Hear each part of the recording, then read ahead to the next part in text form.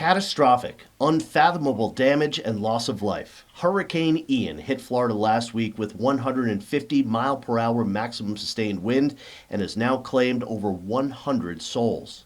The storm had immense power with a storm surge that reached 16 feet, washing away homes, beaches, businesses, and even people.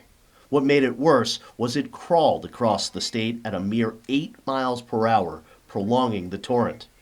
And if you thought it could not get even worse, tornado warnings were numerous and at times had my grandmother scrambling to the innermost room. Millions lost power, 600,000 are still without it nearly a week later. So what can we learn? Heed the evacuation warnings when given. Here in Montana, evacuation orders are given with wildfires and flooding sometimes. Things can be replaced, lives cannot.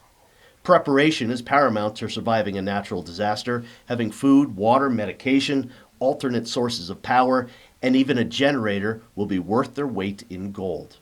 Hurricane Ian knocked out power, but also cell phone service. The only source of information was via a battery-powered radio.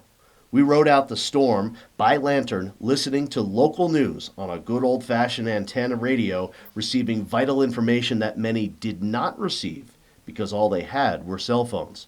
No radio, there was no way to get information for days. The Sunshine State has returned to its moniker, but it will be years before it returns to normal, and hopefully many, many more years before another storm of such magnitude hits again. And now you're a little more weather-wise.